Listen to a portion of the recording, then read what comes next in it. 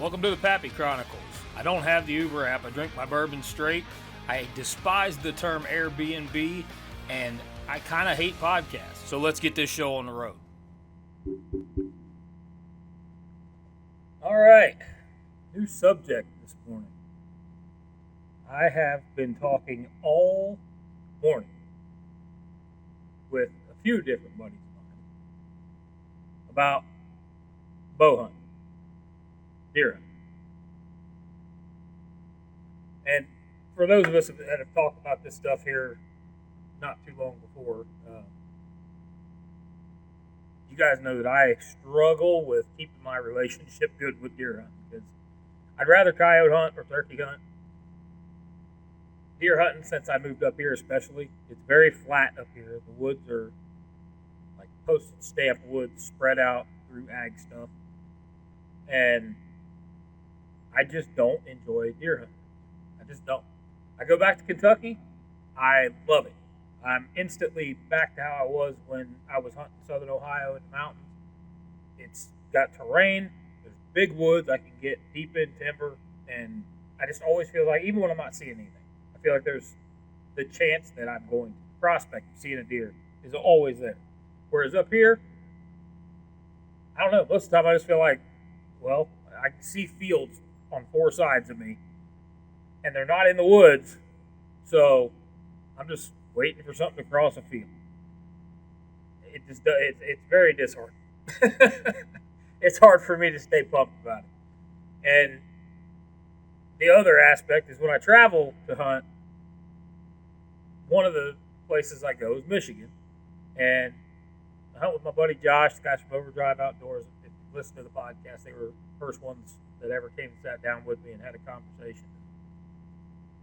Josh is personally, like, that I know, the best public land hunter I know. Like, because he'll set maybe twice and tear the whole setup down and run back out of the next set and put it up somewhere else. He's going after these deer. He's finding them. I am horrible about that. Mostly because of the stress of tearing down and hanging up. I'm not very sure-footed when it comes to being in a tree. I don't like heights. The whole thing just stresses me out, makes me nervous. I'd much rather be in a place where it's 1,000 acres and there's 7 or 8 different stands, and you can hunt based off of wind direction and where you're seeing most of your traffic, whether it's the time of year that they're on a feed pattern or whether it's rut time and they're going to be chasing, and this area over here has had more does on camera and the bucks are going to be going after them. That's more what I'm comfortable with. I make myself go on this Michigan trip that's coming up every year now because it forces me to do the tear down and set up while I'm hunting with Josh and become a little more versatile. I'm never going to be that kind of hunter like he is and enjoy it because I don't think I'm ever going to like that part of it. It's always going to make me uncomfortable. But I am going to push to be as comfortable with it as I possibly can be because I think there's certain scenarios where you just have to be able to do that. You have to have that versatility to make a move every couple of days or even every other day and really go out and find these deer if you're going to be serious about filling your freezer. And essentially the guys that are going after big bucks, you really got to be good at it because you have to go where they are, deep in some of that public land stuff that is unpressured and they feel safe.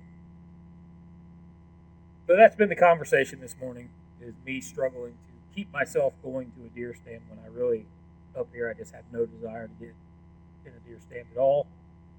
I'd love to get my boy a deer up here, but I'd much rather just take him to Kentucky where we've got a little more options and